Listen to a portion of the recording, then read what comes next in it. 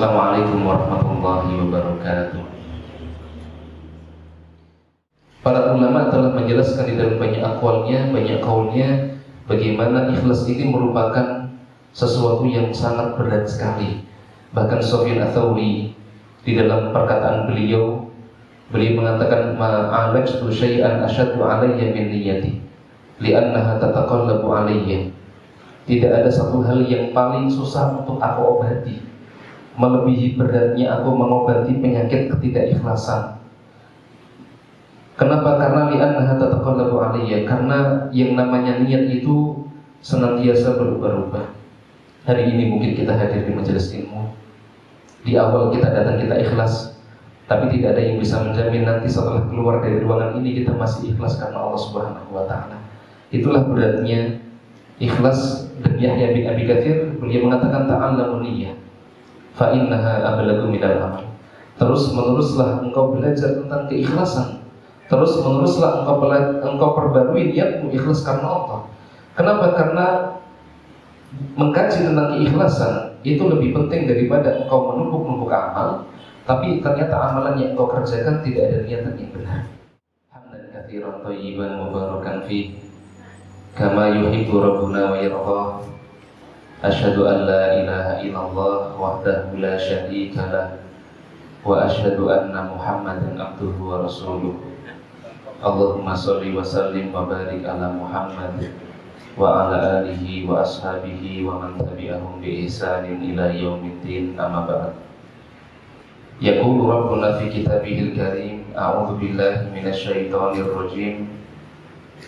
Ya ayyuhalladzina amanu taqullaha haqqa tuqatih wa la tamutunna illa wa antum muslimun, fa inna asdaqal hadithi kitabullah wa khairal hadyi hadyu Muhammadin sallallahu alaihi wasallam wa syarrul umuri muhdatsatuha fa inna kulla muhdatsatin fid dini bid'ah wa kulla bid'atin dhalalah wa kulla dhalalatin finnar.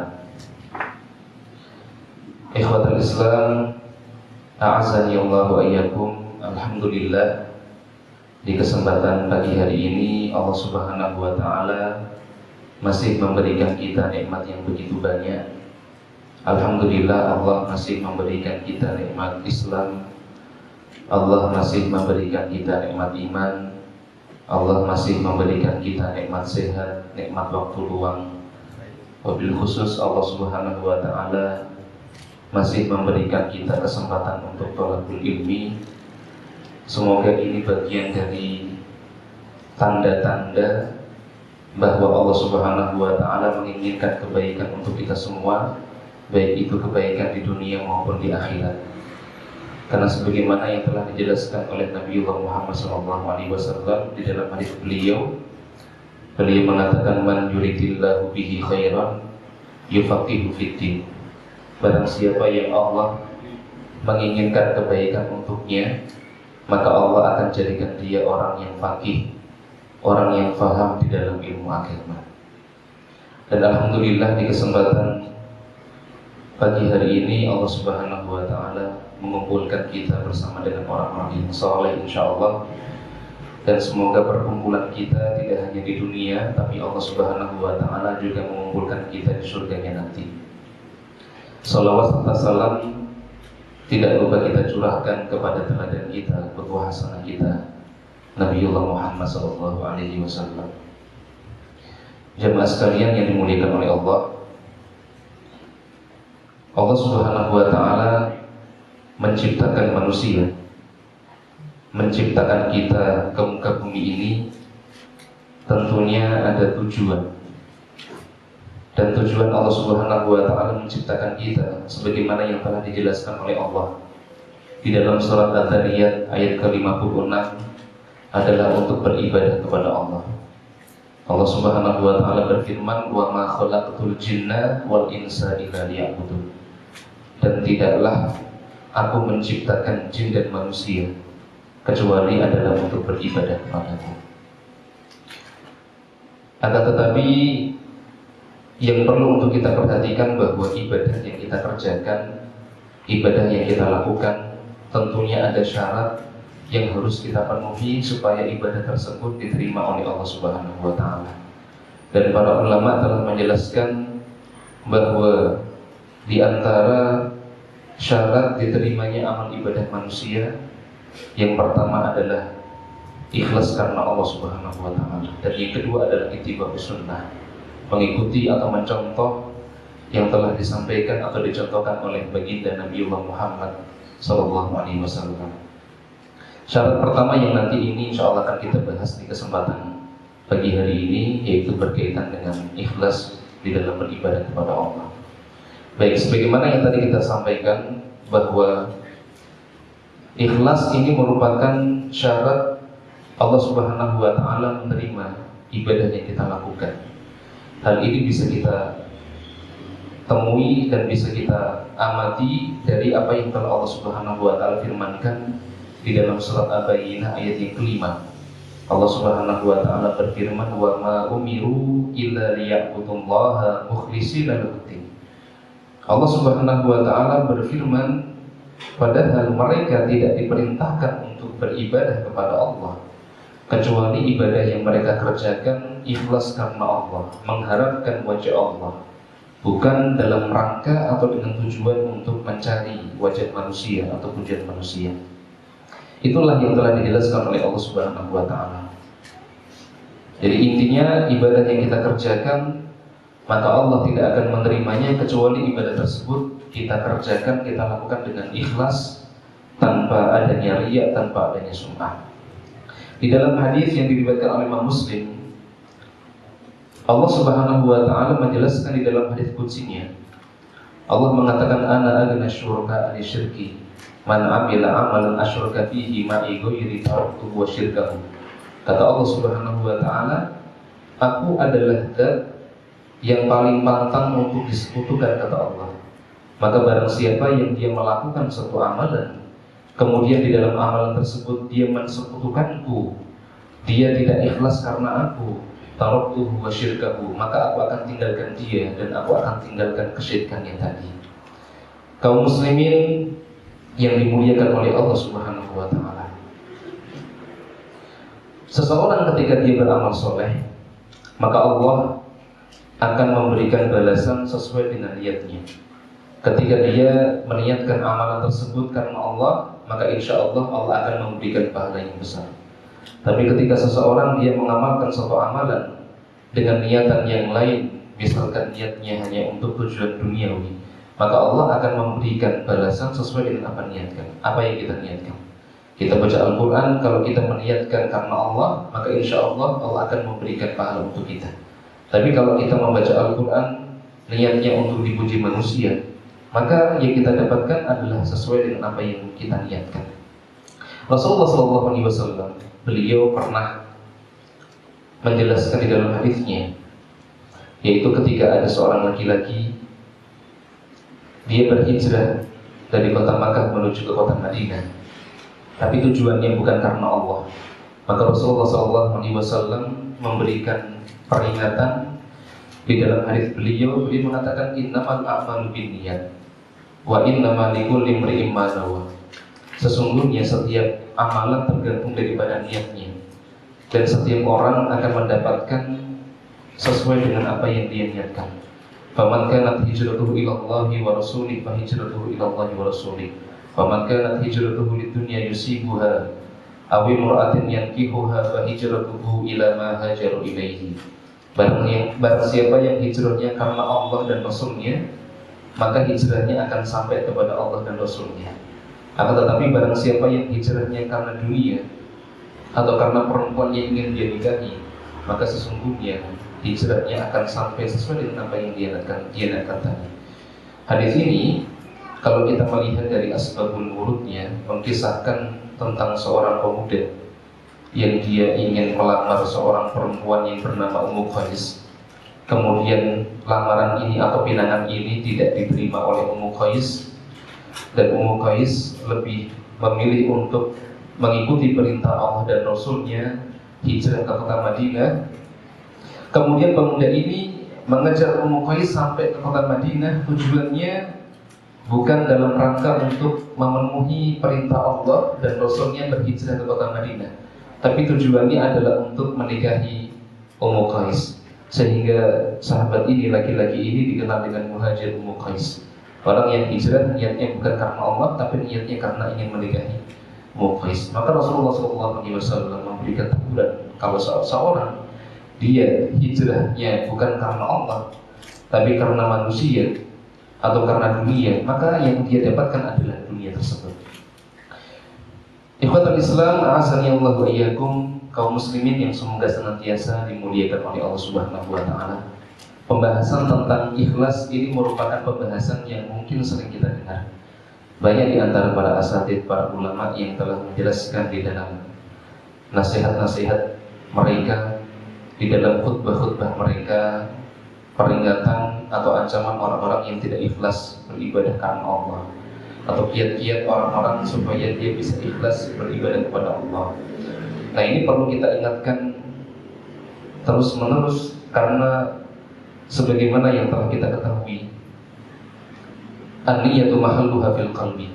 Niat itu tempatnya di dalam hati. Hati itu bahasa Arabnya kan qalbun ya. Qalbun itu artinya sesuatu yang berubah-ubah. Nah, begitulah hati manusia. Dia mudah sekali berubah. Terkadang pagi hari ini ada orang yang dia tertawa, tapi tidak bisa menjamin siang hari dia tetap tertawa. Pagi hari ini mungkin ada orang-orang yang masih beriman kepada Allah, dan tidak ada yang bisa menjamin sampai dengan sore nanti dia tetap beriman kepada Allah. Itulah hakikatnya hati manusia. Oleh karenanya para ulama telah menjelaskan di dalam banyak akwalnya, banyak kaulnya, bagaimana ikhlas ini merupakan sesuatu yang sangat berat sekali. Bahkan Sufyan Ats-Tsauri di dalam perkataan beliau mengatakan, ma'alajtu syai'an asyaddu 'alayya min niyyati li'annaha tataqallabu 'alayya. Tidak ada satu hal yang paling susah untuk aku obati melebihi beratnya aku mengobati penyakit ketidakikhlasan. Kenapa? Karena li'annaha tataqallabu 'alayya, karena yang namanya niat itu senantiasa berubah-ubah. Hari ini mungkin kita hadir di majelis ilmu, di awal kita datang kita ikhlas, tapi tidak ada yang bisa menjamin nanti setelah keluar dari ruangan ini kita masih ikhlas karena Allah Subhanahu wa taala. Itulah beratnya ikhlas. Dan Yahya bin Abi Katsir beliau mengatakan, ta'allamu niyyah fa innaha ablagu minal amal. Terus meneruslah engkau belajar tentang keikhlasan. Terus meneruslah engkau perbarui niatmu ikhlas karena Allah. Kenapa? Karena mengkaji tentang keikhlasan itu lebih penting daripada engkau menumpuk-numpuk amal, tapi ternyata amalan yang engkau kerjakan tidak ada niatan yang benar. Kaum muslimin yang dimuliakan oleh Allah Subhanahu wa taala. Sahabat Nabi Abu Hurairah radhiyallahu ta'ala, beliau itu kan sahabat yang paling banyak meriwayatkan hadis dibandingkan dengan sahabat-sahabat yang lain yang mungkin usianya lebih senior atau lebih dulu masuk Islam. Itu beliau lebih banyak meriwayatkan hadis. Beliau itu masuk Islam di tahun 7 Hijriah. Artinya beliau hanya pernah mendapatkan masa hidup bersama dengan Nabi sekitar 4 tahun. Tapi beliau bisa menjadi sahabat Nabi yang paling banyak meriwayatkan hadis. Nah, di antara hadis-hadis yang pernah diriwayatkan oleh sahabat Nabi Abu Hurairah radhiyallahu ta'ala anhu, di dalam Sunan At-Tirmidzi, sahabat Nabi Abu Hurairah itu pernah ditanya oleh Syafi' al-Asbuhi. Beliau bertanya kepada Abu Hurairah, beliau meminta kepada Abu Hurairah untuk menceritakan hadis yang pernah didengar oleh Abu Hurairah dari Nabi SAW. Maka kemudian Abu Hurairah mengatakan kepada Syafi' al-Asbuhi bahwa beliau akan menceritakan satu hadis yang beliau pernah dengar dari Nabi SAW. Sebelum beliau menceritakan hadis ini, Abu Hurairah sampai menangis, bahkan dikisahkan beliau sampai pingsan. Kemudian setelah beliau bangun atau setelah beliau sadar, beliau menceritakan hadis yang pernah beliau dengar dari Nabi SAW. Beliau mengatakan, inna awal nas yuqla yaumal qiyamah thalatha. Sesungguhnya orang yang pertama kali nanti akan dihisab oleh Allah, diadili oleh Allah pada hari kiamat nanti ada 3 orang. Dan ternyata 3 orang yang nanti akan dihisab oleh Allah pada hari kiamat ini bukan orang-orang kafir, bukan orang-orang musyrik, tapi orang-orang yang secara zahir dia adalah seorang muslim. Maka kemudian beliau melanjutkan, yang pertama adalah rajulun ustusyhida, seorang laki-laki yang dia mati syahid, seorang laki-laki yang dia mati di dalam medan perang. Fa'utiya bihi, kemudian laki-laki ini dihadapkan di hadapan Allah Subhanahu wa taala untuk diadili. Fa'arrafahu ni'amahu fa'arrafaha.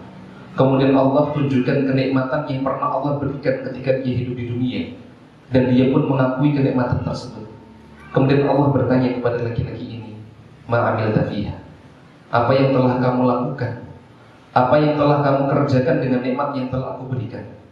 Maka laki-laki ini kemudian menjawab pertanyaan dari Allah Subhanahu wa taala. Dia mengatakan, qala qataltu fika hatta ustusyhitu.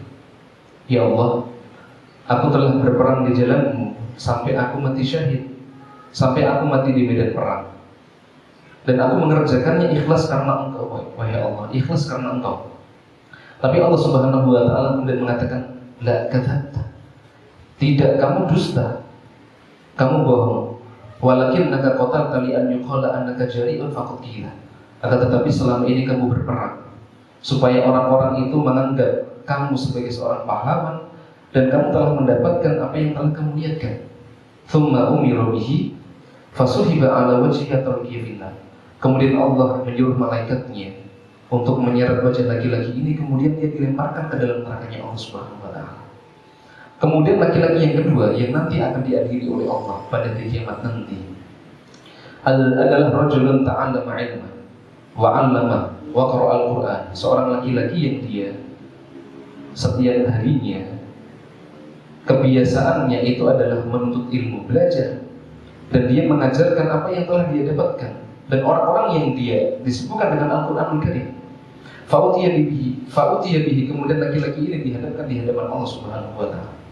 Fa'arrafahu ni'amahu fa'arrafaha. Lalu Allah menunjukkan nikmat-nikmat yang Allah Subhanahu wa taala berikan ketika dia hidup di dunia, dan dia pun mengakuinya. Kemudian Allah bertanya kepada laki-laki ini, ma'amilta fiha, apa yang telah kamu lakukan dengan nikmat yang telah aku berikan? Maka laki-laki ini dengan lantang mengatakan, qala ta'allamtul ilma wa 'allamtuhu wa qara'tul Qur'ana fika. Ya Allah, selama aku hidup, aku habiskan waktuku untuk belajar dan mengajar, dan aku habiskan waktuku untuk membaca Al-Quran ikhlas karena Engkau, ya Allah. Tapi Allah Subhanahu wa taala dan mengatakan, la kadzabta, tidak, kamu dusta, kamu bohong. Walakinnaka ta'allamtal ilma wa 'allamtahu li an yuqala annaka 'alimun wa qara'tal Qur'ana li an yuqala annaka qari'un. Selama ini kamu belajar dan kamu mengajar supaya orang-orang itu menganggap kamu sebagai orang yang alim, orang yang berilmu. Dan selama ini kamu habiskan waktumu untuk membaca Al-Quran supaya orang-orang menganggap kamu sebagai seorang qari, orang yang bacaan Al-Qurannya bagus, orang yang bacaan Al-Qurannya indah, orang yang pintar baca Quran. Dan kamu telah mendapatkan apa yang telah kamu niatkan. Tsumma umira bihi fasuhiba ala wajhihi hatta uliya finnar. Kemudian Allah perintahkan malaikatnya untuk menyeret wajah laki-laki ini, kemudian dia dilemparkan ke dalam nerakanya Allah. Ini orang kedua yang Allah Ta'ala hisab pada hari kiamat nanti. Kemudian orang yang ketiga yang nanti akan dihisab oleh Allah, akan diadili oleh Allah. Kata Nabi SAW adalah orang-orang yang nanti akan diadili yang ketiga oleh Allah Subhanahu wa taala adalah laki-laki alladzi wasa'allahu bihi wa atahu min asnafil mal. Seseorang yang Allah Ta'ala berikan harta, berikan rezeki yang banyak, hartanya melimpah. Fa'utiya bihi, kemudian dia dihadapkan di hadapan Allah. Fa'arrafahu ni'amahu fa'arrafaha. Kemudian Allah menunjukkan nikmat yang pernah Allah berikan ketika hidup di dunia, dan dia pun mengakuinya. Kemudian Allah bertanya kepada laki-laki ini, ma'amil tafiyah, apa yang telah kamu gunakan atau apa yang telah kamu lakukan dengan nikmat yang telah aku berikan? Maka laki-laki ini kemudian mengatakan, ya Allah, ma taraktu min sabilin tuhibbu an yunfaqa fiha illa anfaqtu fiha lak. Tidak ada jalan bagiku untuk bersedekah, sedekah yang Engkau perintahkan, wahai Allah, kecuali aku pasti akan mengeluarkannya ikhlas karena Engkau. Kemudian Allah Subhanahu wa taala mengatakan kepada laki-laki ini, la kadzabta, tidak, kamu dusta, kamu bohong. Walakinnaka fa'alta dzalik bi an yuqala annaka jawadun. Akan tetapi selama ini kamu bersedekah supaya orang-orang menganggap kamu sebagai orang yang dermawan dan kamu telah mendapatkan apa yang telah kamu niatkan. Tsumma umira bihi fasuhiba ala wajhi hatta uqiya finnar. Kemudian Allah sekali lagi menyuruh malaikatnya untuk menyeret wajah laki-laki ini. Kemudian Allah Subhanahu wa taala menyuruh malaikat ini untuk melemparkannya ke dalam neraka-Nya Allah. Rawahu Muslim. Hadis ini diriwayatkan oleh Imam Muslim. Kaum muslimin yang dimuliakan oleh Allah Subhanahu wa taala. Kalau kita melihat 3 orang yang pertama kali dihisab oleh Allah pada hari kiamat nanti, mereka itu adalah orang-orang yang amaliyahnya adalah amaliyah yang memiliki fadail, memiliki fadilah-fadilah yang luar biasa besar. Tapi ternyata ketika amalan yang besar ini diniatkan dengan niat yang tidak benar, tidak ikhlas karena Allah, bahkan cenderungnya dia melakukan kebaikan tersebut karena riya, karena ingin pamer, karena ingin dipuji oleh manusia, maka amalan yang besar ini tidak akan menolongnya, tidak akan memberikan syafaat baginya pada hari kiamat nanti, tapi justru malah akan menjadi bumerang untuknya. Dan inilah yang menjadi perhatian untuk kita semua, bahwa sebesar apapun atau sebanyak apapun amalan yang kita kerjakan, misalkan kita haji sampai 5 kali sekalipun, sholat malam setiap malam 11 rakaat, ya, puasa Daud tidak pernah terputus, sebanyak apapun amaliyah yang kita kerjakan, maka kalau amalan tersebut tidak diniatkan karena Allah, tidak ikhlas karena Allah, tidak ada nilainya di sisi Allah Subhanahu wa taala. Dan sebaliknya, terkadang ada amalan yang dia kecil, kalau dia diniatkan ikhlas karena Allah, maka bisa jadi amalan ini memiliki kedudukan yang besar di sisi Allah Subhanahu wa taala. Maka benar apa yang disampaikan oleh Abdullah bin Mubarak. Beliau mengatakan rubba amalin saghirin tu'adhimuhu niyyah wa rubba amalin kabirin tusaghiruhu niyyah. Betapa banyak amalan-amalan yang kecil, dan amalan ini bisa menjadi amalan yang besar di sisi Allah Subhanahu wa taala dikarenakan niat tersebut atau dikarenakan niatnya. Dan berapa banyak amalan-amalan yang sebenarnya amalan yang besar, memiliki fadilah yang luar biasa, tapi karena niat, amalan ini bisa berubah menjadi amalan yang kecil. Rasulullah SAW pernah memberikan contoh, ada satu amalan yang kelihatannya kecil, tapi kalau didasari dengan niat yang ikhlas karena Allah, itu bisa menjadi amalan yang luar biasa besar. Mungkin antum pernah mendengar hadis Nabi SAW ketika Nabi menjelaskan tentang sedekah. Ya, beliau mengatakan dirhamun sabaqo mi'ati alfi dirhamin. Rasul mengatakan 1 dirham itu bisa lebih utama dan lebih mulia daripada 100.000 dirham. Maka para sahabat ketika diberikan nasihat oleh Nabi SAW dengan nasihat yang seperti ini, mereka bertanya, ya Rasul, bagaimana mungkin 1 dirham bisa lebih mulia daripada 100.000 dirham? Maka Nabi SAW sangat mungkin, yaitu ketika ada orang-orang yang dia memiliki uang hanya 2 dirham, kemudian dia menyedekahkan 1 dirhamnya, maka itu lebih utama daripada orang-orang yang kaya, orang-orang yang memiliki banyak harta, kemudian dia mengambil sekantong uang 100.000 dirham, kemudian dia sedekahkan uang tersebut. Maka yang 1 dirham ini lebih utama di sisi Allah Subhanahu wa taala. Kenapa demikian? Karena orang-orang yang dia memiliki harta yang banyak, hartanya triliunan misalkan, miliaran, kalau dia sedekah 100.000, maka 100.000 ini baginya itu uang yang kecil. Tapi kalau ada orang dia punya uang hanya 2.000 rupiah, kemudian dia sedekahkan 1.000 rupiahnya, ini seakan-akan dia telah menyedekahkan sedekah harta yang dia miliki. Dan ini butuh keikhlasan yang luar biasa besar, karena dia harus rela mengorbankan setengah uang yang dia punya. Oleh karenanya inilah salah satu contoh bahwa yang namanya niat seseorang di dalam beramal itu merupakan hal yang sangat penting. Niat seseorang, keikhlasan seseorang itu bisa menjadikan amalan yang besar menjadi kecil, dan sebaliknya bisa menjadikan amalan yang kecil akan menjadi amalan yang besar di sisi Allah Subhanahu wa taala. Kaum muslimin yang dimuliakan oleh Allah Subhanahu wa taala. Tadi telah kita jelaskan di awal bahwa ikhlas ini merupakan sesuatu yang sangat berat, dan ini dijelaskan oleh para ulama. Bahkan sahabat Nabi Abu Hurairah pun merasakan bagaimana beratnya ikhlas. Akan tetapi kalau kita perhatikan hari ini, banyak orang-orang yang mudah sekali mengucapkan kalimat ikhlas, betul ya? Bahkan terkadang di dalam perkara-perkara yang sifatnya maksiat sekalipun ada orang-orang yang dengan pedenya mengatakan dia ikhlas karena Allah. Contohnya apa Ustaz? Contohnya ya, kalau di daerah Demak ini kan biasanya termasuk di kampung saya ini, ketika ada coblosan lurah ya, orang-orang itu kan calon-calonnya biasanya ngasih uang gitu. Terkadang dia ngasih itu dengan pedenya mengatakan, ini Pak ada sedikit uang, saya ikhlas, tapi jangan lupa pilih nomor 1 misalkan.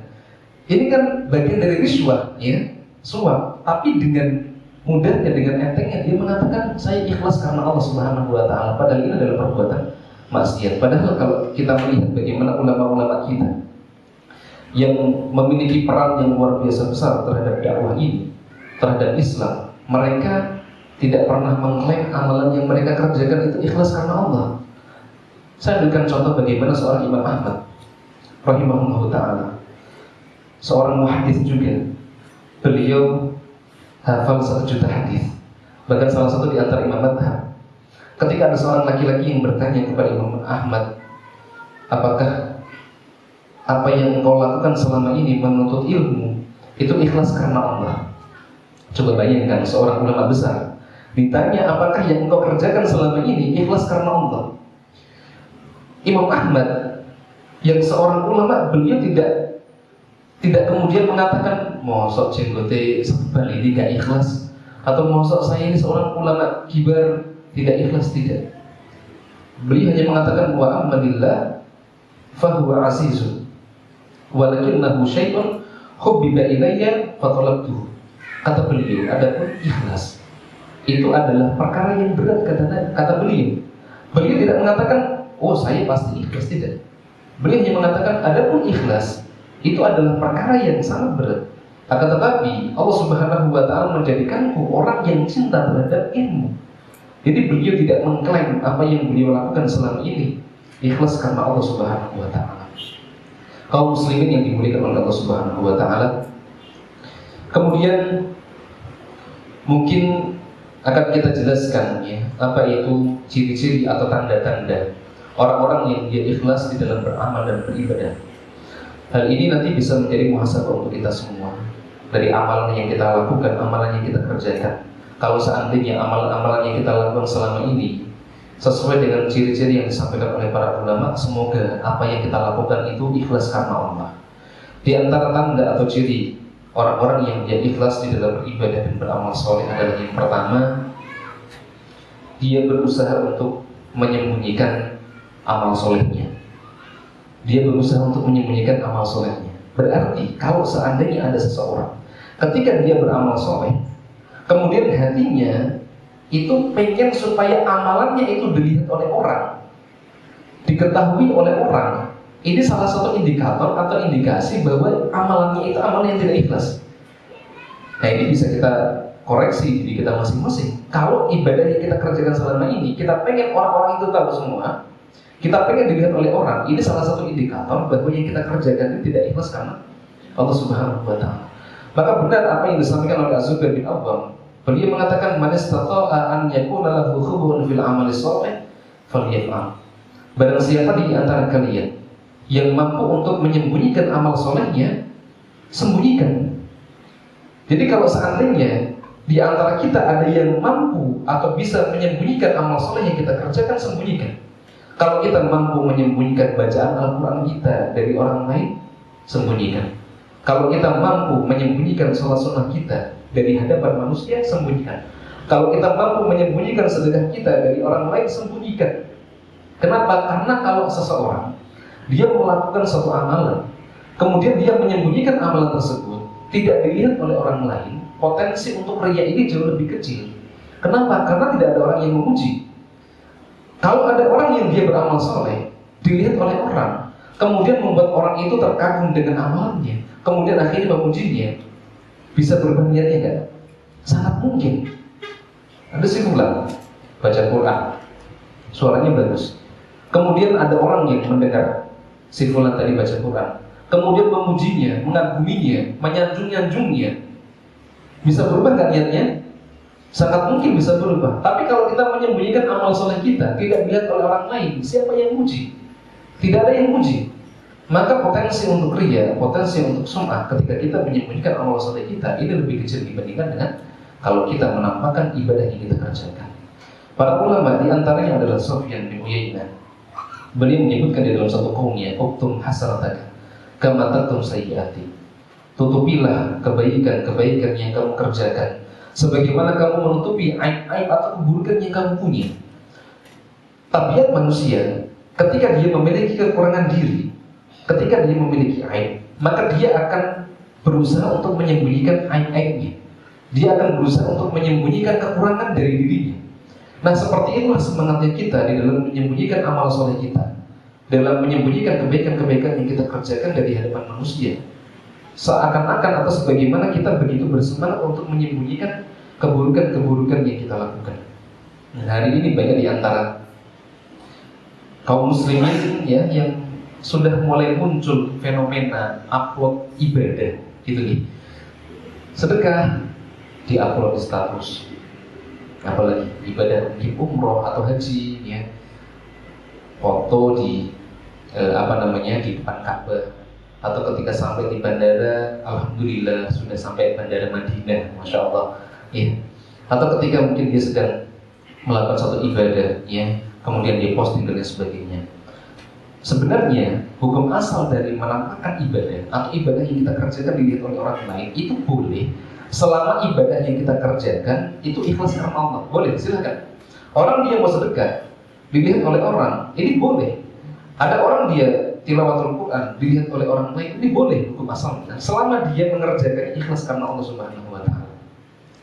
Dan ini apa Ustaz? Allah Subhanahu wa taala dalam Al-Qur'an nanti bisa dibaca di surat Al-Baqarah ayat ke-271. Allah Subhanahu wa taala berfirman, "In tubdu shadaqati fa ni'mahi." In tubdu shadaqah fa ni'mahi. Kalau engkau menampakkan sedekah yang kamu kerjakan, maka silahkan, itu baik, asalkan ikhlas karena Allah. Tapi coba perhatikan ayat setelahnya.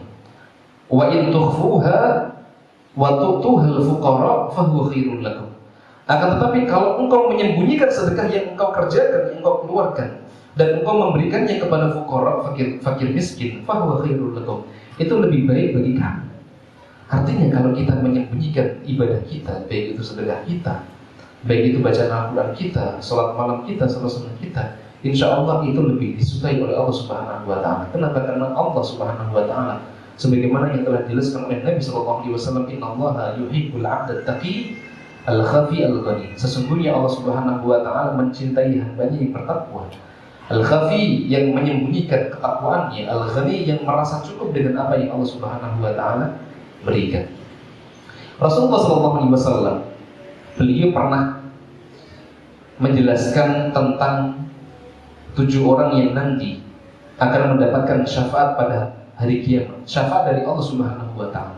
Di mana di hari itu tidak ada syafaat yang bisa kita dapatkan kecuali hanya syafaat dari Allah. Rasulullah mengatakan sab'atun yudhilluhumullahu fi dhillihi yauma la dhilla illa dhilluh.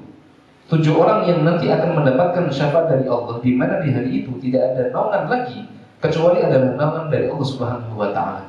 Salah satu di antara 7 orang yang disebutkan oleh Nabi sallallahu alaihi wasallam di antaranya adalah rajulun tasaddaqa bi sadaqati fa akhfaha hatta la ta'lam shimaluhu ma tunfiq yaminuhu.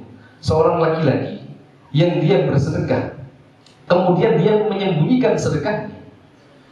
Dia bersedekah dengan sedekah tangan kanannya, kemudian dia menyembunyikan sedekahnya sampai tangan kirinya itu tidak mengetahui sedekah yang dilakukan oleh tangan kanannya. Nah, di antara makna yang disampaikan oleh para ulama adalah dengan orang yang paling dekat dengan kita sekalipun, kalau kita mampu untuk menyembunyikan ibadah kita, sembunyikan. Ya, ini tangan kiri dengan tangan kanan. Ini kan anggota tubuh yang kemana-mana itu bareng-bareng ya. Kita mau pergi kerja, tangan kanan dan tangan kiri juga akan kita bawa. Kita mau ke kajian, bahkan kita mau ke kamar mandi sekalipun, tangan kiri dan tangan kanan ini akan kita bawa. Orang yang paling dekat dengan kita, istri misalkan, itu bisa jadi kita datang ke pengajian ini juga kita bawa. Kita kerja pun nggak kita bawa, anak kita nggak kita bawa, seperti itu. Nah, di antara maknanya adalah dengan orang terdekat dengan kita sekalipun. Kalau kita mampu untuk menyembunyikan ibadah kita, sembunyikan dengan istri kita. Kalau kita mampu menyembunyikan ibadah kita, silahkan sembunyikan dengan anak-anak kita. Kalau kita mampu untuk menyembunyikan ibadah kita, silahkan sembunyikan. Misalkan kita punya sedekah pesir, sedekah yang sembunyi-sembunyi, yang tahu hanya kita dan Allah Subhanahu wa Ta'ala, silahkan kerjakan. Atau barangkali kita punya amalan som sunnah ya, yang tidak diketahui oleh istri kita atau keluarga kita, silakan. Dan itu sangat mungkin, nanti akan kita jelaskan. Kita berikan contoh bagaimana ada seorang ulama yang dia bisa menyembunyikan puasa sunnah yang beliau kerjakan sampai 40 tahun. Nanti insya Allah akan kita sampaikan. Jadi kalau kita bisa menyembunyikan sedekah atau bacaan Al-Quran atau ibadah-ibadah yang lain dari orang terdekat kita, silakan sembunyikan. Kecuali kalau ibadah-ibadah yang kita lakukan tadi memiliki maslahat atau kebaikan ketika kita menampakkannya di hadapan orang lain. Misalkan seorang ibu, seorang bapak, dia baca Quran di ruang tamu, dilihat oleh anak-anaknya dengan tujuan supaya bisa menjadi contoh atau teladan untuk anak-anaknya, silakan. Atau mungkin seorang ustaz misalkan, dia menyampaikan ilmu di hadapan mad'um, di hadapan mustami', di hadapan kaum muslimin. Ini silahkan, kan tidak mungkin seorang ustaz dia menyembunyikan ilmunya padahal dia mendapatkan amanah untuk menyampaikan ilmu, kan? Tidak mungkin. Atau mungkin seorang guru, seorang ustaz yang dia mungkin tinggal di pondok pesantren, kemudian dia memberikan keteladanan kepada santri-santrinya, silahkan. Selama itu ada maslahat dan dia mengerjakannya ikhlas karena Allah, tafadhol, silahkan kalau dia mau menampakkan ibadah yang dia kerjakan. Dan para ulama-ulama kita telah memberikan contoh yang luar biasa bagaimana semangatnya mereka di dalam menyembunyikan amal soleh yang mereka kerjakan. Bapak Ibu mungkin pernah mendengar kisah seorang cicit Nabi Shallallahu Alaihi Wasallam, yaitu Ali bin Husain bin Ali bin Abi Thalib, atau yang selama ini dikenal dengan Ali Zainal Abidin. Ali Zainal Abidin, beliau termotivasi dengan dengan satu atar yang bunyinya inna sadaqah sir tudfi'u ghadabar rabbi azza wa jalla. Sesungguhnya sedekah sir, sedekah yang dilakukan secara sembunyi-sembunyi itu akan memadamkan amarah Allah Subhanahu wa Ta'ala. Maka beliau memiliki amalan yang tidak ada yang tahu kecuali hanya beliau dan Allah Subhanahu wa Ta'ala, yaitu beliau setiap malam, ketika tengah malam, beliau keluar dari rumah beliau menuju ke rumah-rumah warga, kepada anak-anak yatim, kepada para janda untuk membagikan gandum.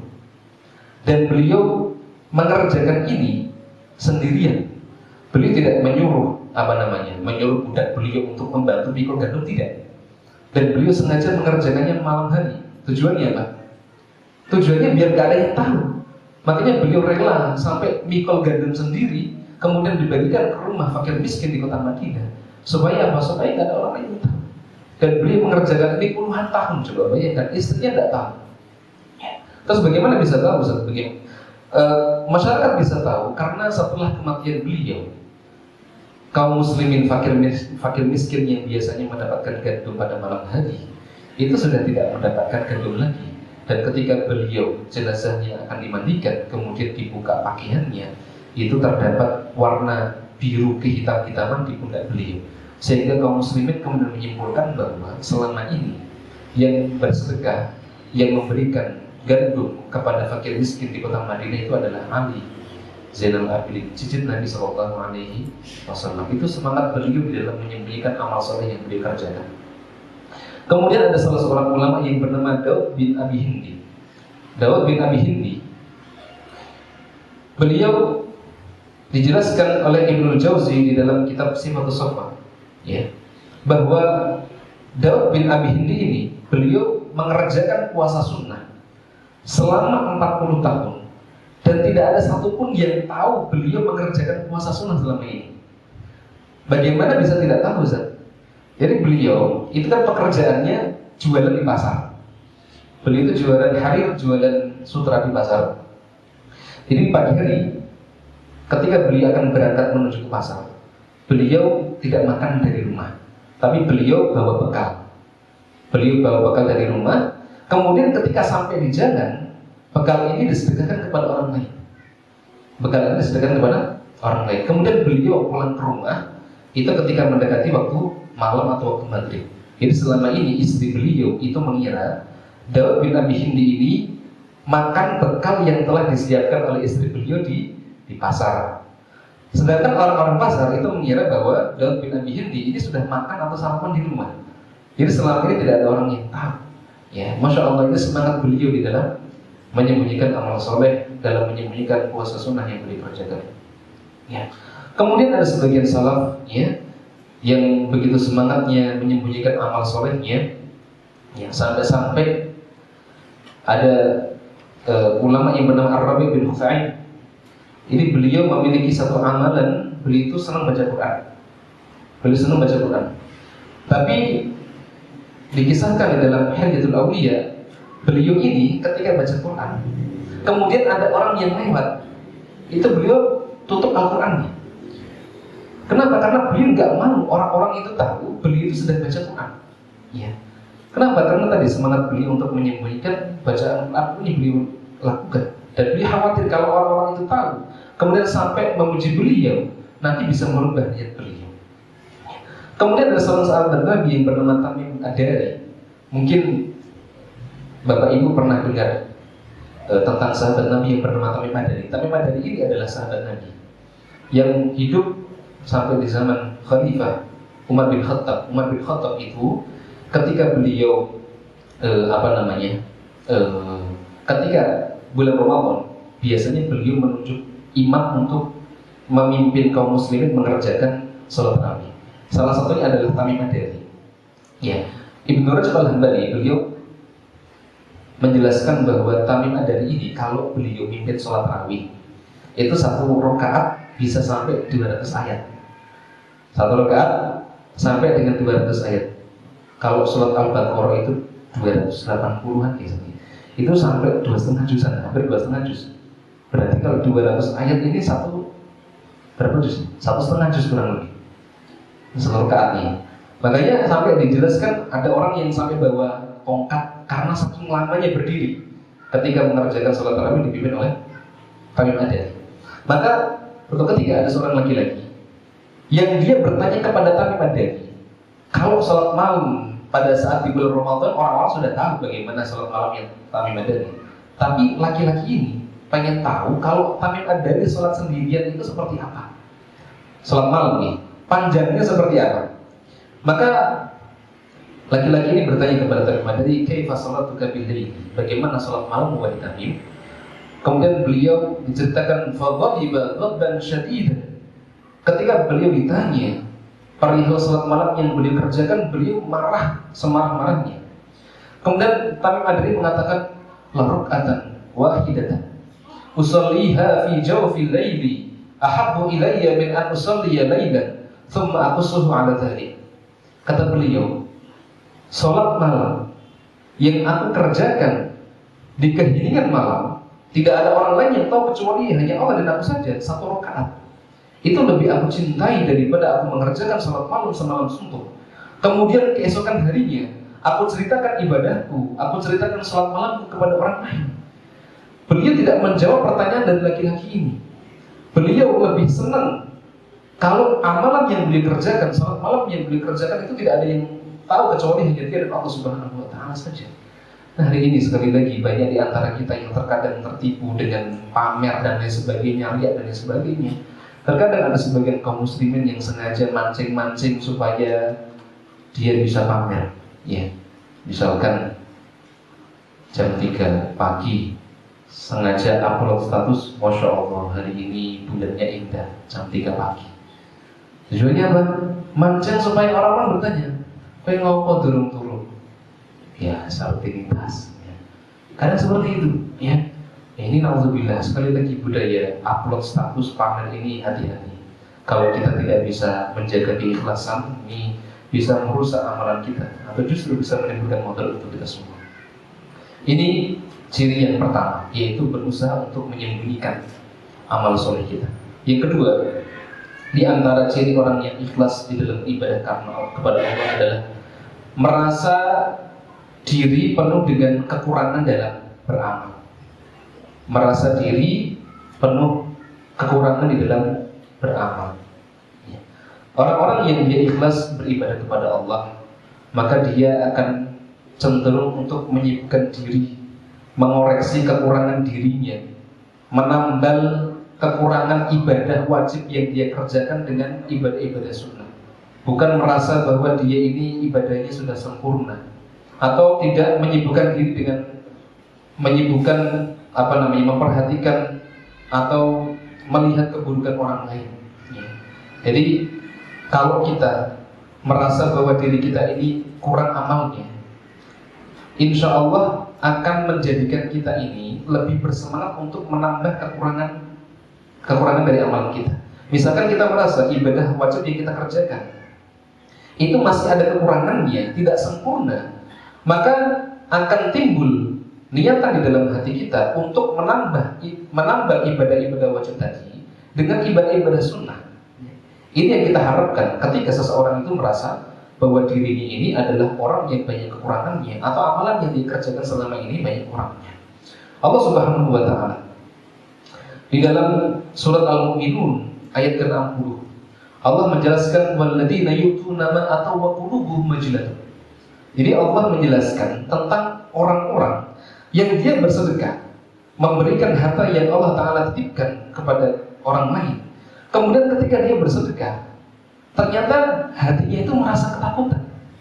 Nah, ayat ini membuat Ibunda Aisyah itu bertanya-tanya, bingung, bagaimana mungkin ada orang yang dia itu bersedekah di jalan Allah, beramal soleh, tapi justru malah dia ketakutan. Maka Ibunda Aisyah bertanya kepada Nabi SAW, ya Rasulullah, ahwar rajul alladhi yasrik wa yazni wa yashrabul khamar. Wahai Rasulullah, apakah yang dimaksud oleh Allah di dalam ayat tadi itu adalah orang-orang yang dia selama hidupnya dia suka mencuri, minum khamr, berzina, sehingga ketika dia bersedekah dia merasa ketakutan. Tapi kemudian Nabi SAW mengatakan, la ya bintas Siddiq, bukan seperti itu wahai anak perempuan Abu Bakar As-Siddiq, walakin ar-rajulu alladhi yasum wa yatasaddaq wa yusalli wa huwa yakhafu alla yataqabbala 'amaluhu. Akan tetapi yang dimaksudkan oleh Allah Subhanahu wa Ta'ala adalah mereka orang-orang yang selama ini mengerjakan sholat, mereka adalah orang-orang yang selama ini sedekah, yang selama ini berpuasa, dan mereka khawatir kalau amalan yang mereka kerjakan itu tidak diterima oleh Allah Subhanahu wa Ta'ala. Itulah harusnya semangat seorang mukmin. Ketika dia beribadah kepada Allah, dia tidak kemudian merasa pede bahwa Allah pasti akan menerima amal soleh kita. Tidak. Dia merasa bahwa dirinya ini banyak kurangnya, ibadahnya banyak kurangnya, amalannya banyak kurangnya. Sehingga perasaan kurang ini kemudian menyebabkan dia ingin apa? Memiliki semangat ingin menambah dengan amalan-amalan yang lain, menambah dengan sedekah, menambah dengan sholat sunnah, menambah dengan puasa-puasa sunnah dan sebagainya begitu. Dan inilah yang dicontohkan oleh Nabiullah Muhammad SAW, yang dicontohkan oleh para sahabat Nabi. Rasulullah SAW, coba bayangkan, beliau ini adalah sebaik-baik manusia ini, dijamin masuk ke dalam surga. Beliau orang yang paling mulia, tapi beliau dengan predikat seorang nabi yang paling mulia, bahkan dijamin masuk surga, tidak lantas kemudian membuat beliau akhirnya berhenti dari mengerjakan ibadah. Tidak. Justru Nabi SAW semakin semangat untuk menambah ibadahnya, dan beliau kemudian tidak ibadah yang dikerjakan oleh Nabi itu kan pasti diterima oleh Allah nih. Tapi beliau tidak serta-merta kemudian meninggalkan doa, ya, minta kepada Allah supaya amalan ini diterima. Tidak. Rasulullah SAW bahkan setiap ba'da subuh beliau berdoa kepada Allah, Allahumma inni as'aluka ilman nafi'an wa rizqan thayyiban wa amalan mutaqabbalan. Coba bayangkan, Nabi itu kan yang mendapatkan wahyu, diberikan Al-Quran oleh Allah Subhanahu wa Ta'ala, tapi Rasul masih minta kepada Allah supaya diberikan ilmu yang bermanfaat. Allahumma inni as'aluka ilman nafi'an wa rizqan thayyiban wa amalan mutaqabbalan. Rasul masih berdoa kepada Allah, minta kepada Allah supaya ibadah yang beliau kerjakan, amalan yang beliau lakukan itu diterima oleh Allah Subhanahu wa Ta'ala. Padahal beliau adalah sebaik-baik manusia. Ya. Kita lihat bagaimana sahabat-sahabat Nabi Abu Bakar As-Siddiq, Umar bin Khattab. Beliau adalah sahabat Nabi yang sudah dijamin masuk dalam surga. Rasulullah mengatakan, "Ya Umar, innaka min ahli jannah." Wahai Umar, engkau termasuk penghuni surga. Abu Bakar pun sama. Tapi apakah predikat yang Allah Subhanahu wa taala berikan Rasulullah SAW sematkan kepada Abu Bakar dan Umar, kemudian membuat beliau akhirnya berhenti pensiun dari mengerjakan ibadah-ibadah yang Allah Ta'ala perintahkan? Tidak. Abu Bakar As-Siddiq, Umar bin Khattab justru menjadi orang-orang yang paling terdepan untuk mengerjakan amal soleh yang diperintahkan oleh Allah dan Rasulnya. Ya, bukan kemudian beliau aku mesti jadi masuk swarga, terus aku tak pensiun baik, aku tak berhenti dari mengerjakan sholat sunnah. Tidak. Tapi justru beliau semangat di dalam mengerjakan apa-apa yang telah diperintahkan oleh Allah Subhanahu wa taala. Jadi ini poin yang kedua, ciri-ciri yang kedua dari orang-orang yang dia ikhlas dalam beribadah kepada Allah, yaitu merasa diri penuh dengan kekurangan dalam beramal, tidak menyombongkan diri, tidak merasa bahwa dirinya ini orang yang sudah paling mulia, orang yang sudah dijamin masuk surga. Ada satu nasihat yang cukup menarik, yang mungkin bisa kita kita renungi dari Bakar bin Abdillah Al-Muzani rahimahullahu ta'ala. Beliau mengatakan, fa'in kana, ini kalau misalkan kita bertemu dengan orang yang lebih tua atau orang yang lebih muda, beliau mengatakan, fa'in kana akbar minka faqul qad sabaqani hadza bil iman wal amal shalih fa huwa khairun minni. Beliau mengatakan, kalau kita bertemu dengan orang yang lebih tua, maka tanamkan di dalam hati kita bahwa orang ini adalah orang yang lebih dulu masuk Islam, lebih beriman dulu daripada saya, lebih banyak amal solehnya daripada saya, maka dia lebih mulia daripada saya. Wa in kana asghar minka faqul qad sabaqta hadza bil ma'asi. Qad sabaqtu hadza bil ma'asi wa dzunub. Kemudian kalau seandainya kita bertemu dengan orang yang lebih muda, maka tanamkan di dalam hati kita bahwa saya ini lebih tua dan saya ini lebih duluan bermaksiat kepada Allah daripada orang yang lebih muda ini. Maka orang yang lebih muda ini lebih mulia daripada saya. Ini yang harus kita tanamkan ketika kita bertemu dengan orang-orang, supaya kita tidak merasa takabur, supaya kita tidak merasa sombong, supaya kita tidak merasa jumawa bahwa kita ini orang yang mungkin lebih mulia atau lebih soleh daripada saudara-saudara kita. Kemudian selanjutnya, yang ketiga, ciri orang-orang yang dia ikhlas di dalam beribadah kepada Allah Subhanahu wa taala adalah sabar dalam menghadapi ujian dalam beramal. Ya. Kaum muslimin yang dimuliakan oleh Allah Subhanahu wa taala, tentunya setiap manusia itu pasti akan diuji oleh Allah Subhanahu wa taala. Kalau kita beramal soleh, apapun amal soleh yang kita kerjakan, Allah Subhanahu wa taala terkadang akan mengujinya. Makanya benar apa yang disampaikan oleh Allah Subhanahu wa taala di dalam surat Al-Ankabut ayat yang kedua. Allah Subhanahu wa taala berfirman, ahasiban nasu an yutraku an yaqulu amanna wa hum la yuftanun. Apakah manusia itu mengira bahwa mereka itu akan dibiarkan begitu saja setelah mereka beriman kepada Allah, sedang mereka tidak diuji lagi? Artinya seorang hamba yang beriman itu pasti nanti akan diuji oleh Allah Subhanahu wa taala. Apapun pekerjaannya, apapun profesinya. Kalau profesi kita adalah seorang guru, seorang ustadz, ya kita akan diuji oleh Allah Subhanahu wa taala keikhlasan kita. Kalau kita seorang pegiat dakwah, maka Allah nanti pasti akan menguji kita. Apakah kita sabar dengan ujian tersebut atau tidak? Mungkin nanti akan ada orang yang mencela. Mungkin nanti akan ketemu dengan konflik dan lain sebagainya. Kalau kita membaca Al-Quran, kalau kita di pondok pesantren misalkan menghafalkan Al-Quran, mungkin nanti kita akan diuji oleh Allah Subhanahu wa taala dengan perasaan jenuh dan lain sebagainya. Artinya setiap orang itu pasti akan diuji oleh Allah Subhanahu wa taala. Makanya di antara ciri orang yang ikhlas adalah apakah dia sabar dengan ujian tersebut ataukah dia tidak sabar dengan ujian tersebut, ya. Apalagi hari ini kita berada di satu zaman yang banyak sekali fitnah, syubhat dan juga fitnah syahwat, ya. Dan tentunya tuntutan untuk sabar di zaman yang penuh dengan fitnah syahwat dan fitnah syubhat ini jauh lebih besar. ya. Dan Rasulullah SAW telah mengingatkan kepada kita semua bagaimana beratnya untuk bersabar di zaman yang penuh dengan fitnah ini. Rasulullah mengatakan ya'ti 'alan nasi zaman as-sabiru fihim 'ala dinihi kal qabid 'ala jambi. Akan datang suatu zaman, suatu hari, suatu waktu di mana orang-orang yang dia bersabar berpegang teguh dengan agamanya kal qabid 'ala jambi, itu seperti orang yang menggenggam atau memegang bara api. Rawahu Tirmidzi.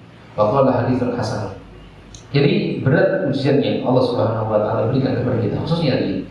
Kita mau keluar, Pak, ya, keluar dari rumah ataupun di dalam rumah, itu ujiannya berat.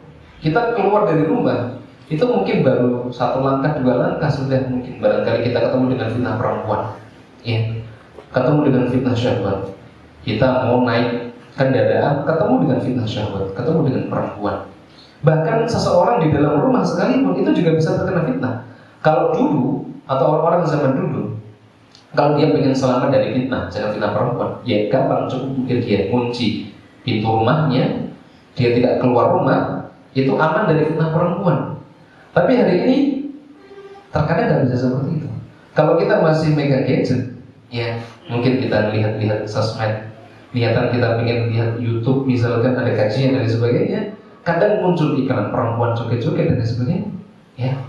Jadi subhanallah, ya, hari ini kita diuji oleh Allah Subhanahu wa taala dengan, ya, maraknya fitnah syahwat dan fitnah syubhat. Kemudian selanjutnya di antara ciri-ciri orang-orang yang dia ikhlas di dalam beribadah dan beramal soleh adalah tidak mencari pujian orang dalam beramal, ya. Tidak mencari pujian orang dalam beramal. Ya, ini kadang pujian kita seperti ini. Kalau kita beribadah dan beramal soleh, terkadang ada orang lain yang komentari, Pak. Betul ya? Kadang ada orang lain yang komentari, baik itu komentari secara langsung ataupun komentari lewat sosmed dan sebagainya. Ini ujian kita, ya. Termasuk ujian kita adalah terkadang kita diuji oleh Allah Subhanahu wa taala dengan pujian-pujian manusia.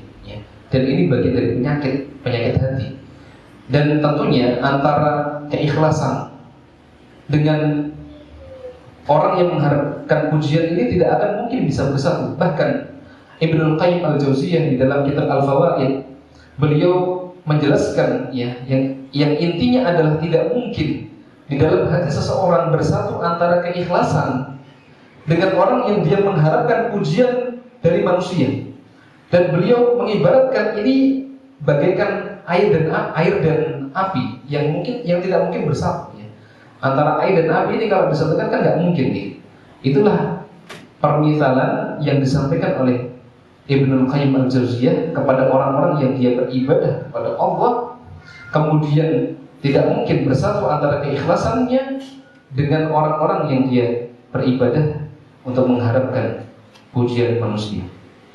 Rasulullah SAW di dalam hadis yang diriwayatkan oleh Imam Ahmad dan disahihkan oleh Syekh Al-Albani, beliau mengatakan iyyakum wattabattu fa innahu dzabhu, kata Nabi SAW. Rasulullah mengatakan jauhilah kalian penyakit atau sifat suka dipuji. Kenapa? Karena fa innahu dzabhu, karena seakan-akan engkau itu disembelih. Jadi kalau orang-orang yang dia suka dengan pujian, itu seakan-akan dia sedang disembelih, ya. Seakan-akan dia disembelih. Artinya amalan yang dia kerjakan, kalau dia mengharapkan pujian manusia, tidak ikhlas karena Allah, ya amalannya tidak akan sampai kepada Allah. Amalannya tidak akan diterima oleh Allah Subhanahu wa taala. Makanya hati-hati dengan pujian manusia. Kalau kita mungkin punya niatan yang baik, upload kajian atau ceramah Ustadz misalkan di sosmed, jangan sampai hanya sebatas mencari like misalkan, ya, pengen di like orang, ya, pengen dipuji-puji orang. Ini juga bagian dari fitnah. Hati-hati seperti itu, ya, karena sebanyak apapun Bapak Ibu yang mengetahui muliakan, pujian yang diberikan manusia ke kita, sebanyak apapun manusia sak dunia misalkan memuji kita, kalau ternyata amalan kita di sisi Allah Subhanahu wa taala itu amalan yang rusak, ya, Allah tidak menyukai amalan kita yang tidak ada manfaatnya. Ya. Sebanyak apapun orang muji kita di saat dunia misalkan muji, tapi ternyata Allah itu menilai diri kita jelek, ya sudah kita akan jelek. Dan sebaliknya, sebanyak apapun manusia di muka bumi ini mencela kita, tapi kalau menurut Allah kita ini adalah orang yang baik, ya sudah kita ini orang yang baik. Seperti itu. Jadi pujian itu tidak akan berpengaruh dengan ibadah dan amalan yang kita kerjakan. Ya, kalau kita ini adalah orang yang memuji Allah, ya kita akan mulia menurut Allah Subhanahu Wa Taala. Mungkin Bapak Ibu pernah mendengar hadis dari Nabi Sallallahu Alaihi Wasallam. Kalau tidak salah diriwayatkan oleh Imam Bukhari. Rasulullah pernah mengatakan, pernah disebutkan dalam hadis, marra rajulun ala Nabi Sallallahu Alaihi Wasallam. Ada seorang laki-laki yang dia lewat di hadapan Nabi Sallallahu Alaihi Wasallam. Faqala Nabi Sallallahu Alaihi Wasallam li rajulin 'indahu jalis. Kemudian Nabi Sallallahu Alaihi Wasallam itu bertanya kepada laki-laki yang duduk di sebelah Nabi Sallallahu Alaihi Wasallam. Nabi mengatakan, "Ma'ra'uka bihadzal rajul?" Bagaimana menurut kamu tentang laki-laki yang barusan lewat tadi? Maka sahabatnya mengatakan, "Hadzal rajul min asyrafin nas." Laki-laki ini adalah laki-laki yang mulia, laki-laki yang hebat, laki-laki yang masya Allah. Ya, wallahi hadza hariyun in khataba yulkah lahu, wa in syafa'a an yushafa'a lahu, wa in qala yusma' li qawlihi. Kata laki-laki ini, demi Allah, kalaulah seandainya laki-laki ini dia meminang seorang gadis perempuan, maka pasti pinangannya itu akan diterima. Dan kalau dia minta tolong, orang-orang itu pasti akan menolongnya. Dan kalau dia berbicara, orang-orang itu pasti akan mendengarkan apa yang dia sampaikan. Fasa kata Nabi SAW. Maka Nabi SAW kemudian terdiam dengan jawaban dari sahabatnya. Tsumma marra rajulun akhar. Setelah itu lewat laki-laki yang lain. Maka Nabi SAW bertanya yang kedua kalinya kepada sahabat, "Mara'yuka bihadzal rajul?" Bagaimana menurut pendapatmu tentang laki-laki yang barusan lewat tadi? Maka sahabatnya mengatakan, "Hadzal rajul min fuqara'il muslimin." Ini adalah laki-laki yang kasihan, sakit, laki-laki miskin. "Wallahi hadza hariyun in khataba la yunkah lahu, wa in syafa'a la yushafa' lahu, wa in qala la yusma' li qawli." Demi Allah, kalaulah seandainya laki-laki ini dia meminang seorang perempuan, tidak ada seorang pun yang mau untuk menerima pinangannya. Kalau dia minta tolong, gak ada orang yang mau menolong. Kalau dia berbicara, tidak ada seorang pun yang mau mendengar apa yang disampaikan.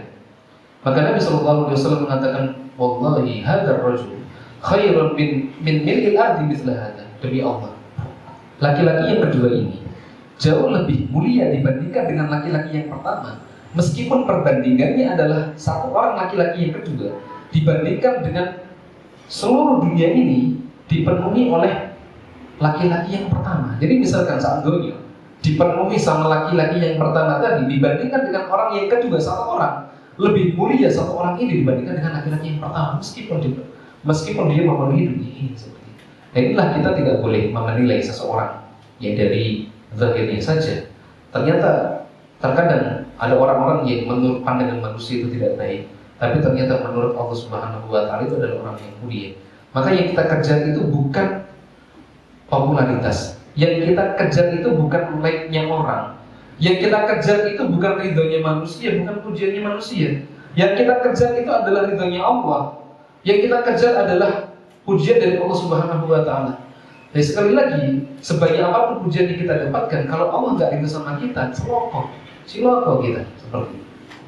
Kemudian yang terakhir, ya, di antara ciri-ciri orang yang dia ikhlas dalam beribadah kepada Allah adalah dia akan berusaha untuk istiqomah di dalam mengerjakan ibadah yang dia lakukan. Istiqomah, ya, istiqomah. Meskipun kajian misalkan, ya, yang datang tak banyak, dia tetap datang. Atau mungkin diuji oleh Allah, mungkin mendung dan lain sebagainya, panas, jadi dia berusaha untuk istiqomah. Begitu. Kenapa? Karena kata Syekhul Islam Ibnu Taimiyah di dalam sebuah qur'annya, beliau mengatakan, "Maka lillahi dama wa tasala, wa maka li ghairillahi in qata'a wa anfasala." Segala sesuatu yang dia niatkan karena Allah, maka dia akan dawam, dia akan langgeng, dia akan bersambung. Ini kalau kita meniatkan sesuatu karena Allah, ya. Wa man kana li ghairillahi inqata'a wa anfasala. Dan barang siapa yang dia meniatkan sesuatu ibadah misalkan bukan karena Allah, maka ibadah itu akan terputus, tidak akan bersambung. Ya. Makanya penting kalau kita mengerjakan sesuatu kita niatkan karena Allah. Insya Allah kalau kita benar-benar ikhlas karena Allah, ada apapun ujiannya, apapun komentar orang lain, kita akan tetap berusaha untuk istiqomah di jalan Allah Subhanahu wa Ta'ala. Dan itulah yang paling dicintai oleh Allah Subhanahu wa Ta'ala. Karena sesungguhnya ibadah yang paling dicintai oleh Allah itu adalah ibadah yang istiqomah. Meskipun ibadah tersebut adalah ibadah yang sedikit, ibadah yang tidak banyak. Ya. Hadza wallahu ta'ala bishawab. Ya. Sebagaimana yang telah diamanahkan oleh panitia, ya. Kajian kita sampai dengan jam 10.30, ya. Dengan setengah 11. Setelah ini kita sambung dengan tanya jawab. Kalau saya bisa menjawab, saya jawab. Kalau tidak, nanti insya Allah dibantu Ustaz Asim nanti untuk menjawab pertanyaan dari jamaah. Barakallahu fiikum. Tafadhol.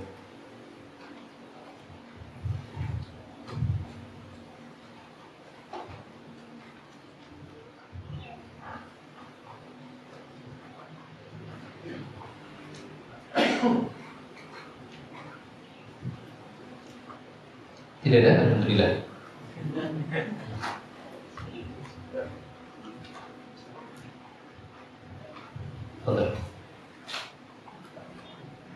Assalamualaikum warahmatullahi wabarakatuh.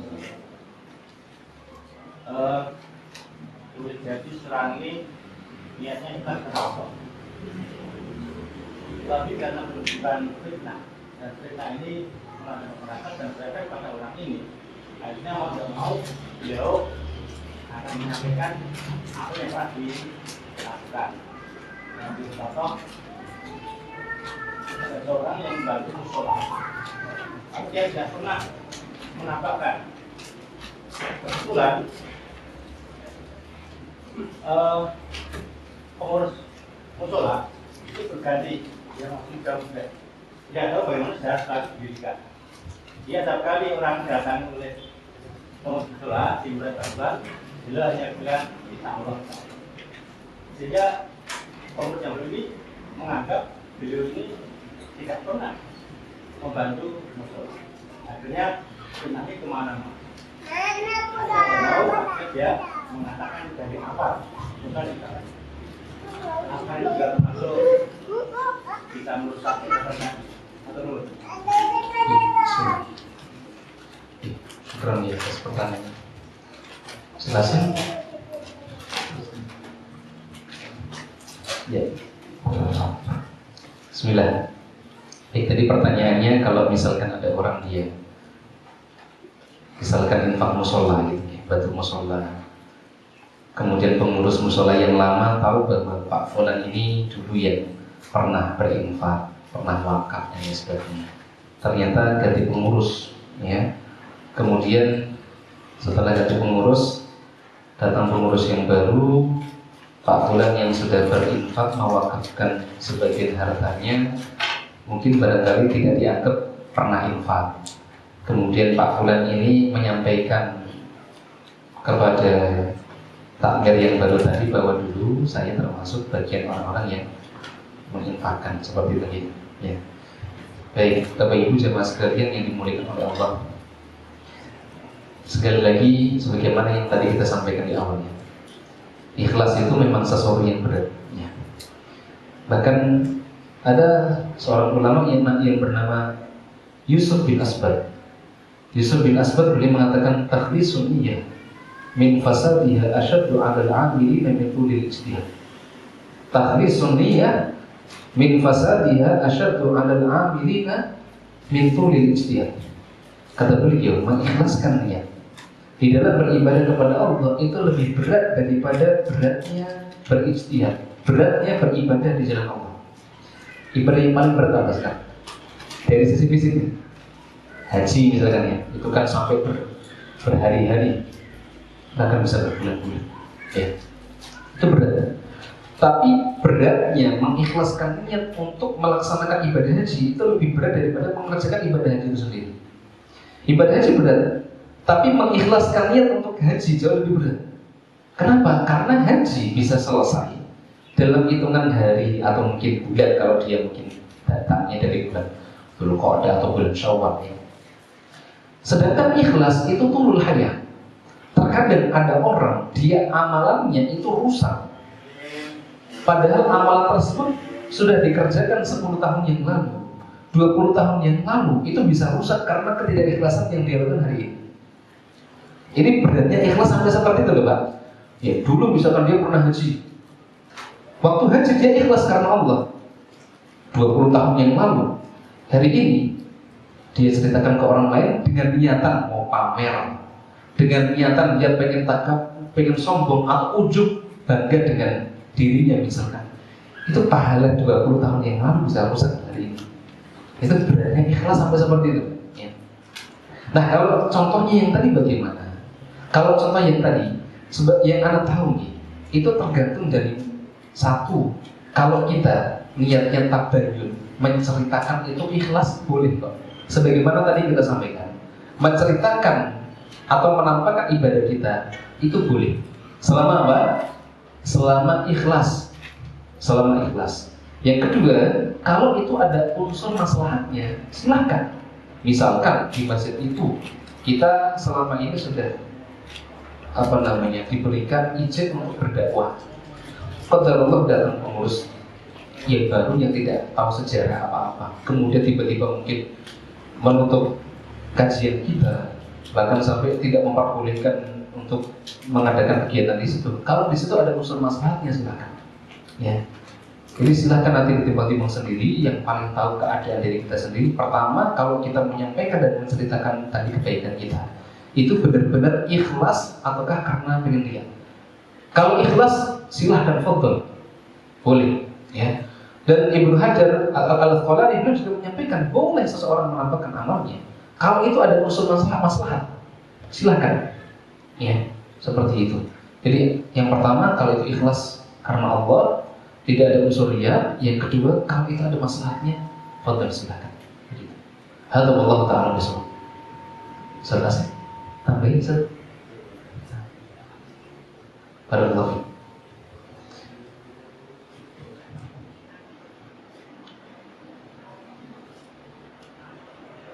Ini saya baca di lewat ini. Apa izin bertanya? Mohon nasihatnya Ustaz sebagai muslimah yang ingin berusaha menutup aurat secara sempurna karena Allah. Akan tetapi keadaan tidak memungkinkan. Mungkin karena lingkungan sekitar tidak mendukung, mungkin sebagai seorang istri yang patuh suami, tinggal dengan mertua, akan tetapi kakak ipar terkadang datang dengan tiba-tiba dan kita belum siap menutup aurat.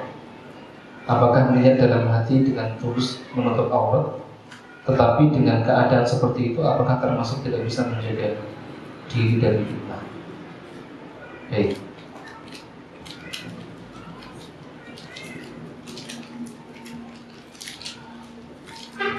Bismillah ya. Yang pertama, menutup aurat itu hukumnya wajib bagi laki-laki maupun perempuan. Ya. Maka karena ini merupakan kewajiban dan perintah dari Allah, mau tidak mau kita lebih mendahulukan perintah Allah dibandingkan dengan perintah manusia. Baik itu orang yang paling dekat dengan kita atau orang yang selama ini harus kita hormati, kita muliakan. Kalau apa yang diperintahkan orang-orang tersebut bertentangan dengan perintah Allah, ya kita tetap wajib untuk mendahulukan perintah Allah. Mungkin kita sering dengarnya bahwa Nabi SAW dia mengatakan la ta'ata lil makhluk ala maksiatil khaliq. Ya. Tidak ada ketaatan terhadap makhluk ketika bermaksiat kepada sang Khaliq, ketika bermaksiat kepada Allah. Jadi nggak boleh seseorang dia taat kepada siapapun, kepada orang tuanya, kepada suaminya, atau kepada atasannya ketika berkaitan dengan kewajiban atau perintah dari Allah. Kalau perintah yang sifatnya sunnah ini beda lagi loh ya. Kalau perintah yang sifatnya wajib, misalkan menutup aurat, ini sifatnya wajib. Kalau orang tua misalkan menyuruh kita untuk melepas aurat atau melepas jilbab, misalkan ya tidak boleh untuk ditaati. Jadi lebih diutamakan, lebih didahulukan perintah dari Allah Subhanahu wa taala dibandingkan dengan perintah manusia. Kalau misalkan ada orang yang mencaci, orang yang memaki, ya sabar, ya sabar. Sebagaimana Nabi Shallallahu Alaihi Wasallam ketika beliau berdakwah, ya khususnya di masa-masa awal kenabian, ya beliau dicaci, beliau dihina, beliau dimaki-maki, dianggap tukang sihir, dianggap pendusta dan lain sebagainya. Dan beliau bukan hanya sekedar dimaki, Bapak Ibu yang Allah muliakan. Beliau itu sampai dianiaya, dilukai, bahkan mau dibunuh. Tapi dengan keadaan seperti itu, beliau tetap berusaha bersabar. Mungkin Bapak Ibu pernah dengar cerita di perang Uhud. Rasulullah SAW itu kan terluka parah. Beliau pelipisnya berdarah. Ada yang mengatakan beliau sampai pingsan. Ya. Para sahabat banyak yang meninggal dunia. Ketika selesai perang, beliau berkata kepada para sahabatnya, dulu banyak di antara para nabi yang mereka itu dianiaya oleh kaumnya, bahkan sampai dibunuh. Kemudian mereka mendapatkan perlakuan yang seperti itu, mereka tetap mengangkat tangan kepada Allah Subhanahu wa taala, berdoa kepada Allah. Apa doa mereka? Mereka berdoa kepada Allah, Allahumma ghfir li qaumi fa innahum la ya'lamuna. Ya Allah, ampunilah kaumku, fa innahum la ya'lamuna, sesungguhnya mereka tidak tahu atas apa yang mereka kerjakan. Jadi hari ini orang-orang yang mencela kita itu karena barangkali kebodohan mereka, karena mereka tidak tahu dengan syariat. Kalau Rasulullah SAW sampai dianiaya, mau dibunuh, dilukai, itu beliau masih tetap berusaha untuk sabar. Nah, selama ini kita ini sudah mendapatkan perlakuan seperti apa? Apakah kita pernah ditusuk pisau sama orang yang benci sama kita? Pernah nggak? Atau dijotosi, dipukul sampai berdarah-darah? Belum pernah. Paling kan diomongi kanan kiri, depan belakang, paling seperti itu gitu. Ya kita berusaha untuk sabar. Selama kita ini berada di dalam kebenaran, ya sebagaimana yang tadi disampaikan oleh Nabi, as-sabiru fihim ala dinihim kal-qabid ala janji. Orang yang sabar berpegang teguh dengan agamanya itu seperti orang yang memegang bara api yang berat, seperti itu. Nah kemudian kalau misalkan ada tinggal di rumahnya, kemudian bareng dengan mertua, di situ terkadang ada kakak ipar datang tiba-tiba. Ini maksudnya bertamu atau apa nih? Kemudian belum siap menutup aurat. Kalau memang dia melihat dan kita tidak sengaja, misalkan auratnya terlihat, kalau itu dilakukan dengan tanpa sengaja, tidak ada unsur kesengajaan, ya semoga kita termasuk di antara orang-orang yang diampuni dosanya oleh Allah, karena Nabi SAW beliau menjelaskan dalam hadisnya, Innallaha ta'ala tajawaza an ummati al-khata' wal isyan wa mastukrihu alaihi. Sesungguhnya Allah Subhanahu wa taala mengampuni dosa-dosa yang dikerjakan oleh umatku karena ketidaktahuan, termasuk karena ketidaksengajaan, ya. Wa nisyan karena lupa, wa mastukrihu alaihi, dan karena dipaksa.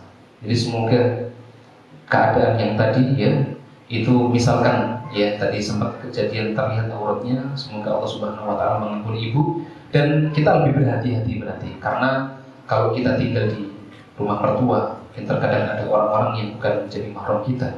Misalkan contohnya tadi ipar, ya, karena alhamdulillah mautun, ya, ipar itu seperti kematian, ya. Banyak orang-orang yang dia terkena fitnah dengan iparnya, ya, hubungan yang terlarang, hubungan yang tidak baik, salaman, ya, bersentuhan dengan ipar karena merasa atau menganggap ipar itu bagian dari mahram. Nah, ini fitnah, ya, yang harus kita jauhi. Hadza wallahu ta'ala bishawab.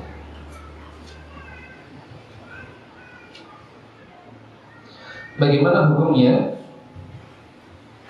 infak kepada masjid atau musola yang sering digunakan untuk bid'ah? Yang kedua, bagaimana cara sedekah yang baik dan memiliki kedudukan yang benar dan tepat? Ya. Yang pertama, bagaimana hukumnya infak kepada masjid atau musola yang sering digunakan untuk perbuatan bid'ah? Baik jemaah sekalian dimuliakan oleh Allah. Allah Subhanahu wa taala memerintahkan kita untuk ta'awun 'alal birri wa taqwa. Wa ta'awanu 'alal birri wa taqwa wa la ta'awanu 'alal itsmi wal 'udwan. Tolong menolonglah kalian dalam kebaikan dan ketakwaan. Janganlah kalian tolong menolong alal itsmi wal udwan, dalam perbuatan dosa dan maksiat dan permusuhan. Artinya apa? Artinya kalau kita mau membantu orang, pastikan apa yang kita bantu tadi itu adalah untuk kebaikan. Ya, termasuk kalau kita infak, seandainya kita tahu bahwa yang kita infaki itu adalah tempat-tempat yang jelas-jelas di situ mengajarkan ketidakbaikan, mengajarkan kesesatan, menjelaskan atau mengajarkan perbuatan-perbuatan bid'ah yang dilarang di dalam agama, ya kita cari tempat yang lain. Kenapa? Karena opsi atau pilihan untuk bersedekah itu kan banyak. Tidak hanya di satu masjid, masih banyak masjid-masjid yang lain, masih banyak tempat-tempat yang lain yang insya Allah kalau kita menitipkan uang kita di situ itu lebih barokah, lebih berkah, lebih baik. Ya, misalkan diberikan kepada masjid-masjid yang sunnah yang memang di situ tidak mengajarkan bid'ah, misalkan, atau ke majelis-majelis taklim atau ke pondok-pondok pesantren, itu insya Allah nanti akan menjadi sedekahun jariyah, sedekah jariyah untuk kita semua. Sedekah yang pahalanya itu terus mengalir selama apa yang kita sedekahkan itu digunakan orang untuk kebaikan. Yang kedua, bagaimana cara sedekah yang baik dan memiliki kedudukan yang benar yang tepat. Bapak Ibu jemaah sekalian dimuliakan oleh Allah, Allah Subhanahu wa taala memerintahkan kita untuk berbuat baik kepada kaum muslimin, kepada setiap manusia. Tapi Allah juga menjelaskan skala prioritas. Siapa yang harus kita utamakan untuk kita baiki. Ya. Allah Subhanahu wa taala dalam Al-Qur'an menjelaskan wa'budullah wa la tusyriku bihi syai'an wa bil walidaini ihsan wa bidzil qurba wal yatama wal masakin wal jari dzil qurba wal jaril junubi, al-ayat dan seterusnya. Allah perintahkan kita untuk berbuat baik kepada siapa dulu? Yang pertama kepada wabil walidaini, kepada kedua orang tua kita. Setelah kepada kedua orang tua, tingkatan selanjutnya adalah wabidil qurba, dengan karib kerabat kita. Kemudian setelahnya Allah Subhanahu wa taala memerintahkan apa? Wabidil qurba wal yatama wal masakin, anak-anak yatim. Kemudian orang-orang fakir miskin. Baru setelah itu apa? Wal jaridil qurba wal jaril junubi, tetangga yang dekat, baru tetangga yang jauh. Begitu. Itu diantara tingkatan perintah atau urutan perintah untuk berbuat baik. Jadi kalau seandainya ada opsi atau ada pilihan untuk berbuat baik, seandainya di situ ada kesempatan untuk berbuat baik kepada kedua orang tua dan orang tua butuh sedekah kita, maka prioritaskan orang tua dulu. Orang tua dulu. Kalau orang tua sudah tercukupi, maka lihat opsi yang kedua. Siapa? Keluarga dekat kita. Mungkin kakak kita, adik kita, pak de, bude kita, atau mungkin ponakan-ponakan kita. Begitu. Kalau ternyata mereka sudah cukup, ya, ada orang-orang miskin, ada orang-orang anak yatim, kemudian ada orang-orang miskin, kemudian tetangga yang dekat maupun tetangga, kemudian baru tetangga yang jauh. Begitu. Jadi itu di antara skala prioritas. Yang kedua, itu juga melihat tergantung dari kebutuhan. Kalau ternyata bapak ibu itu orang yang cukup, ya sudah sugih misalkan, ya uangnya banyak, nggak begitu banyak uang, ya sudah kita prioritaskan ke orang lain yang memang sangat butuh. Misalkan ada tetangga dekat, ya yang mungkin dia butuh uang, kondisinya benar-benar memprihatinkan, ini sudah kita berikan ke yang paling butuh tadi. Begitu. Hadza wallahu ta'ala bishawab. Cukup pertanyaan itu. Ada tambahan?